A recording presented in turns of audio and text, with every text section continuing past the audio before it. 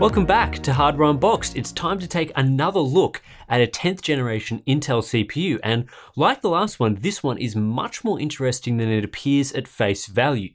You'd think that with these 14nm plus, or is it 14nm plus? It's still unclear whether we need 3 or 4 pluses here.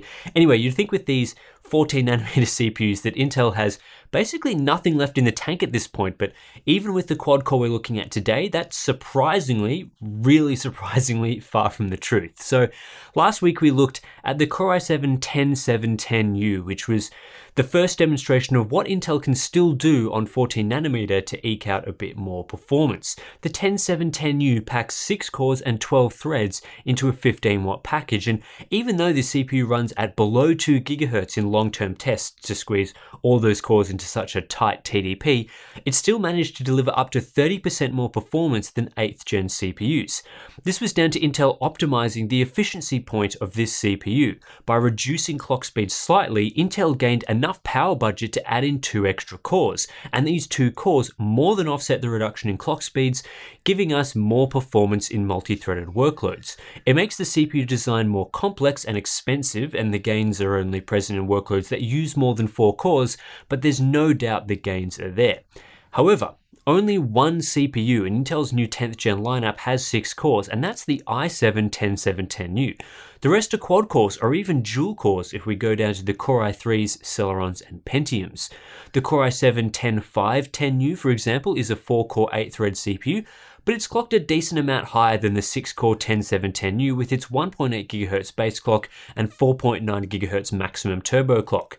This is higher than any Whiskey Lake CPU as well, especially the popular Core i7-8565U, which is clocked up to 300 MHz lower. Then we get to the CPU I'm looking at today, the Intel Core i5-10210U, again with 4 cores and 8 threads, but with a few reductions compared to the Core i7 models. Clock speeds are lower at a 1.6 GHz base clock and maximum single core turbo of 4.2 GHz. That's a little higher than the equivalent last gen Core i5 on the maximum turbo speed, but it's not hugely different. Similar story with the all-core turbo, which sits with the 10210U at 3.9 GHz up from 3.7 GHz. With both of these clocks, we aren't quite at the level of the Core i7-8565U, but generally speaking, for a 15-watt processor, we are power limited rather than clock limited, and that's something we'll explore throughout this review. The other important factor here is the L3 cache size, which, as with previous Core i5 models, drops down to 6 MB from 8 MB with the Core i7s, with unified access across the same number of cores. On a less important note, the GPU is still the same. A UHD 620 with 24 execution units is clocked 50 MHz lower with the Core i5 model compared to the past Core i7s, but seriously, this is not a powerful GPU, and it's barely changed from when Skylake U-series CPUs launched all those years ago.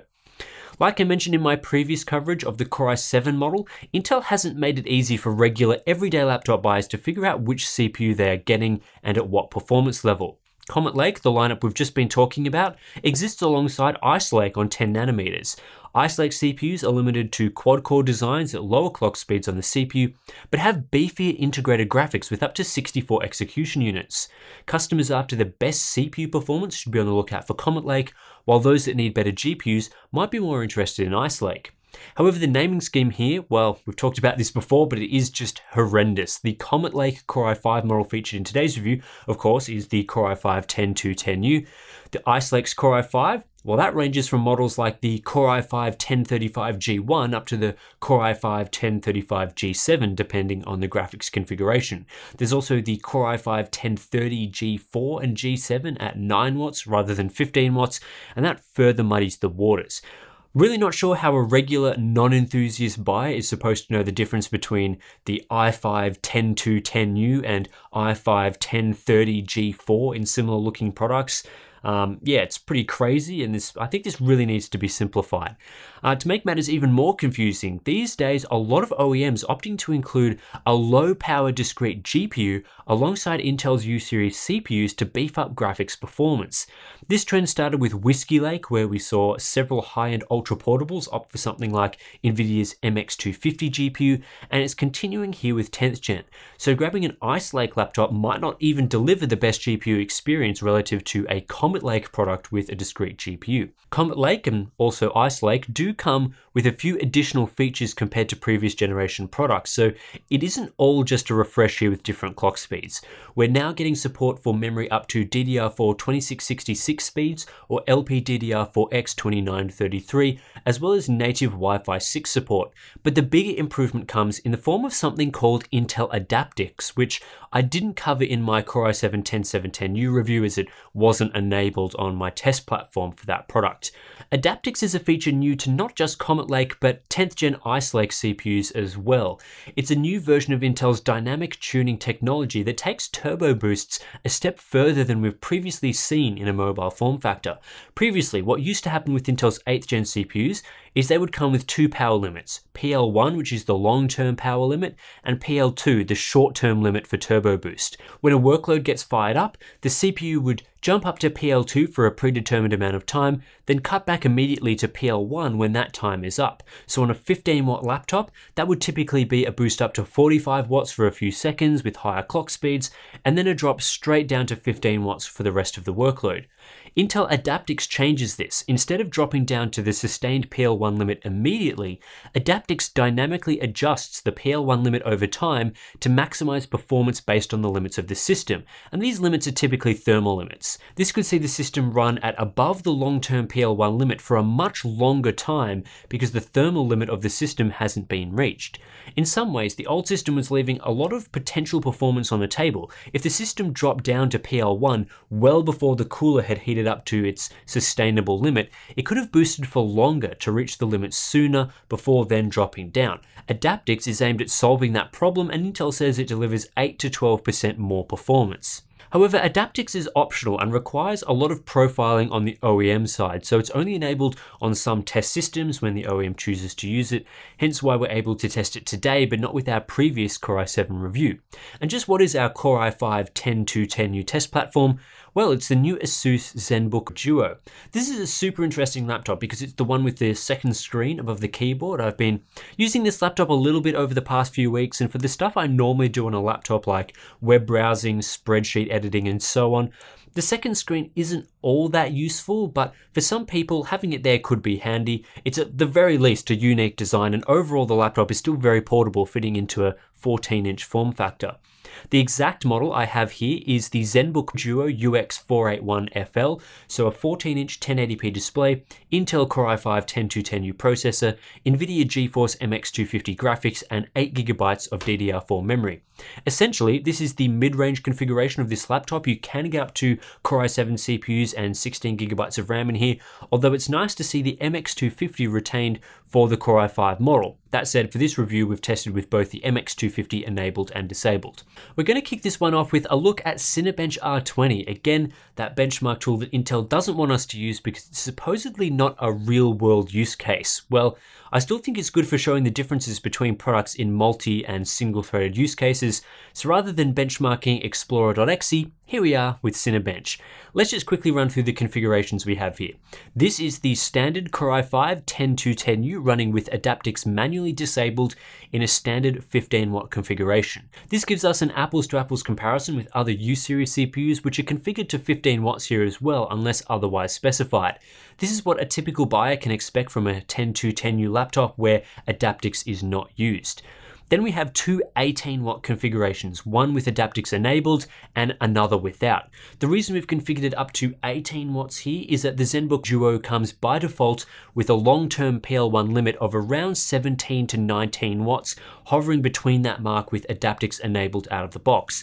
We can then manually limit the CPU to a PL1 of 18 watts using the Intel Extreme Tuning utility, and that gives us a look at the performance benefit we're getting from Adaptix specifically enabled and disabled, and whether or not it's worth finding laptops with this optional feature enabled.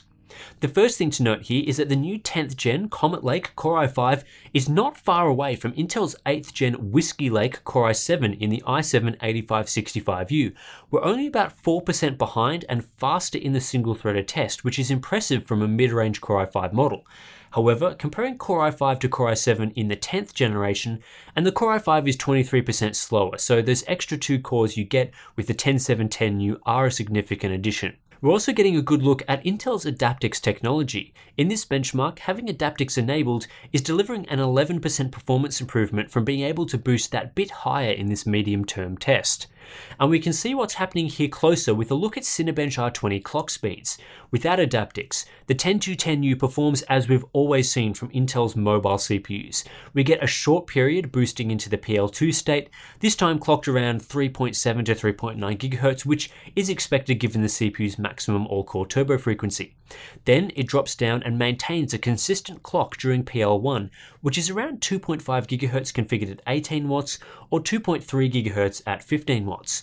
With Adaptix enabled, the chart looks very different. We still get that boost period right at the start, but immediately after that, instead of dropping right down to PL1, clock speeds gradually fall away, and only halfway through the test do we see them reach the long-term limit of about 18 watts, delivering 2.5 GHz all-core. So for more than half this test, we're benefiting from clock speeds over a gigahertz higher in some situations as we're running closer to the thermal limits. Now, there's no guarantee here that this clock speed behavior will be the same for all Adaptix laptops. There will be variations depending on the cooling capabilities, but this Asus test laptop seems to have strong cooling, so this is probably a best case scenario. In any case, this clock speed chart tells us a lot about some of the gains we'll be seeing and where they will apply. Looking at Cinebench R15, for example, we're getting an even higher performance boost from Adaptix, now up near 20%. This is because Cinebench R15's multi-threaded test is quicker to run, so even more of the benchmark run occurs during a boost phase. This gives the 10210U very impressive results, nearly matching the 10710U without Adaptix. One thing I will say though is whether you get this boost in performance from Intel's Adaptix technology depends on how you've been using your system. If you've left your system idle for a while, you'll get the biggest benefit and see even higher gains than we're showing here. If you've been doing a few moderate tasks, such as a few bits of light web browsing, and then you fire into something like a Cinebench test or rendering or whatever, you'll get a moderate improvement. And if you've just been smashing your CPU at 100% utilization, well, it's unlikely you'll see any gain at all. For these benchmarks, we perform an average of 3 runs back to back, so the first test tends to produce a higher score with Adaptix enabled, and then we get some successive runs that are a bit lower. So generally our numbers represent a bit of a mixed use case where you may go from doing one thing straight into another with some small periods of idle in between. And this seems to match up with some of the additional testing I did where I ran benchmarks after periods of idle and system usage. And I also think that's a fairly representative use case of modern laptops. You're not just leaving your system idle for a long time and then firing up into certain workloads. You're doing a few things here and there. So I think this is a fairly good representation of how Adaptix will affect things. In longer workloads, the benefits of Adaptix technology are reduced. Here we have X264 encoding, and we're only getting a 6% performance gain in pass 1 and just 2% in the longer pass 2. When the CPU falls back to long-term limits, there's no difference in clock speeds, and so no difference in performance between the two modes. That said, in this benchmark, it's nice to see the i5-10210U and i7-8565U providing about the same performance. The new 6-core model takes things up a notch again with this 10th gen lineup, but getting last year's Core i7 performance in this year's Core i5 is not bad at all. Similar story in Handbrake, although this test is very limited by the 15-watt TDP of these CPUs. The 10210U is about 5% behind last year's 8565U, but 5% faster than Intel's Core i5 from 2 generations ago. For further gains in Handbrake, you really need a 6-core CPU or to unleash the shackles with a higher TDP. In 7-zip, the 10210U is marginally ahead of the Core i7-8565U in decompression and marginally behind in compression. So again, we're trading blows with Intel's last gen Core i7 here. Adaptix provides a small boost, 8% in decompression and 4% in compression, which again is also decent. A 10210U laptop with Adaptix enabled will quite easily beat Intel's last gen offerings if configured to similar long-term PL1 TDPs, not just in this test, but I guess also in general. PCMark 10 is a collection of shorter workloads and single-threaded stuff, but the 10210U does pretty well here, clocking in 6% faster, similar to what we saw with 7-zip, another shorter workload. In Adobe Photoshop Iris Blur, we're again seeing the 10210U perform around the same level as the 8565U in what is a shorter CPU-limited benchmark. Adaptix is very impressive here too, providing an additional 12%, which is one of the better results and not surprising given the test takes under 30 seconds. Once again, we're right in that ballpark estimate Intel gave about Adaptix, providing 8 to 12% more performance. Adobe Premiere with Lumetri effects is a more compute-heavy benchmark, and one where the Core i5-10210U is slower than the Core i7-8565U by about 10%, which is one of the larger margins. Some of this will be down to CPU performance, the rest will be from the slight downclock on the GPU, given this benchmark really benefits from a faster GPU. We can see that from adding an MX250, the 10210U completes the render 3 times quicker, which is why those editing Premiere will want to source a laptop that has a discrete GPU. In Adobe Photoshop Smart Sharpen, no real difference between CPUs that feature Intel's UHD 620 GPU. This is a GPU limited test, so without any improvement in GPU going from 8th gen to 10th gen, we're stuck here with weak performance. Blender is another benchmark where the Core i5-10210U comes close to the Core i7-8565U, but ultimately falls just short, coming in about 3% slower. It is, however, much faster than Intel's Core i5-8250U from 2 generations ago, and Adaptix provides an additional 7% in this test if it's enabled. It's no surprise to see not much of a performance gain in MATLAB unless we're comparing this generation to several generations ago. And finally, we have a look at GPU performance again with CompuBench optical flow, which again shows the limitations of Intel's integrated graphics. You'd want something with an MX250 inside to get much better GPU and compute performance, or maybe a Ryzen APU will be tempting. Now time for some performance breakdowns. The most telling one to me is the comparison between the Core i5-10210U and the Core i7-8565U. With about even performance on average, with some results faster and some results slower, it's safe to say that when both CPUs are configured to 15 watts, Intel's 10th gen Core i5 performs like an 8th gen Whiskey Lake Core i7. The reasoning for this is simple. It seems that Intel have opened up a new product category for Comet Lake Core i7s, now offering 6 cores. So Intel has pushed what used to be Core i7 performance down to the Core i5 tier. I love to see these sorts of improvements year on year, and when faster CPUs hit more mid-range products, that's only a good thing for buyers. Unfortunately, I haven't gotten around to reviewing Intel's Whiskey Lake Core i5, so the best Core i5 comparison I have is the Core i5-8250U from Kaby Lake Refresh 2 years ago. That said, this is still a highly relevant comparison given I don't think many people will be upgrading their machine after just 1 year. Here we're getting a 20% performance improvement on average, which is really impressive after just 2 years. Most of this is purely down to clock speeds and process refinements, but again, getting Core i7 performance from a Core i5 is basically the result here. This means for those wanting to do a relatively early upgrade, given most people upgrade after more than 2 years, there are definite performance benefits to be had on top of other platform advantages. And it's possible to push those gains up even further if you can find a laptop that supports Adaptix technology. I recorded around a 5 to 6% performance gain from this feature on average, although gains can be much higher in shorter workloads. So if we're comparing an Adaptix-enabled i5-10210U to any of Intel's 8th gen U series models, we're looking at a small but significant performance gain, given this is just a mere Core i5 CPU. However, when looking within Intel's 10th gen Comet Lake lineup, there's still a big performance advantage opting for a 6-core Core i7 over this quad-core Core i5. The i5 is about 17% slower on average, which is a similar gap to what I saw comparing Core i5 to Core i7 with Kaby Lake Refresh 2 years ago. Back then, the difference was due to clock speeds, now it's more down to core counts, so a shift in thinking here from Intel to allow them to continue the life of 14 nanometers while they struggle a little bit with 10 nanometer. When tossing up Core i5 versus Ryzen 5, there's a big performance advantage in CPU limited tasks for Intel's 10th generation CPU. Yes, this is the 2500U here, not the newer 3500U, but the 3500U is only clocked 100 MHz higher, which isn't going to close the performance gap here. However, the 2500U has a much faster integrated GPU, so if there's no discrete GPU in the Core i5 laptop you're looking at, this might be a consideration and might sway you over towards the Ryzen 5 option.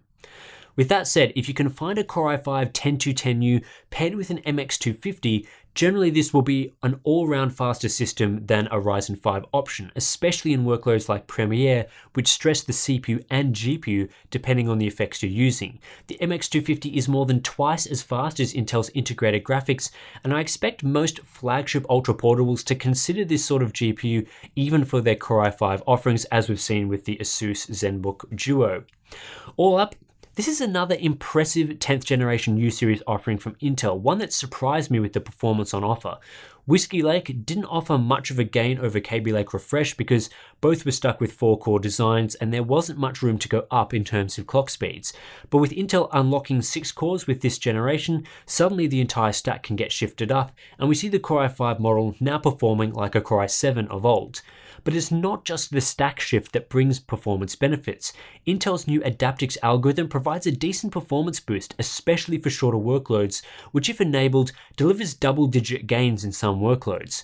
The downside being this is an optional OEM feature, which requires optimization on the OEM's end to get it running nicely. I've already seen just from the 2 10th gen laptops I've tested that one model has this enabled and the other doesn't, so performance will be harder than ever to nail down without full laptop reviews.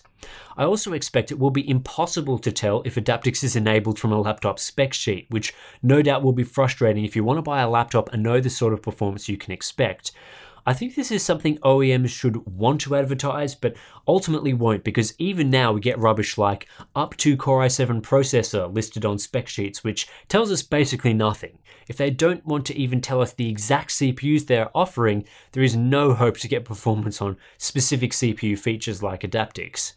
With all that said, it will be very interesting to see how these CPUs end up competing with AMD's next generation of Ryzen Mobile featuring 7nm technology, and how Ice Lake can stack up as well. After all, Intel will need these CPUs to compete with Zen 2 APUs, which I expect will deliver a big performance improvement. Right now, they're much faster than Ryzen for CPU tasks, but will that be the case in 6 months? At the same time, adding features like Adaptix will make it more challenging for AMD to compete. AMD's boost algorithms already work in a different way that's closer to how Adaptix functions, but I suspect further refinements will be required. With all that said, unless you're waiting to see what AMD has in store for you with Zen 2, probably early next year, I'd say there's definitely a lot of reason to upgrade your laptop now to something with 10th generation inside. Even if you're coming from something that was released last year with an 8th gen Whiskey Lake CPU, you can get fairly significant performance gains, at least double-digit performance gains in some situations. And well, if you're coming from something 2 years old or even older back in the dual-core era, you can expect lots and lots of performance gains, especially on the CPU side. So yeah, plenty of reason to upgrade. That's it for this one. If you appreciate the work we do here at Hardware Unboxed, consider subscribing, signing up to our Patreon page, or buying some merch like our hoodies, mugs, t-shirts, all of that. All of those things help us out directly and allow us to keep independently testing PC hardware. Thanks for watching. I'll catch you in the next one.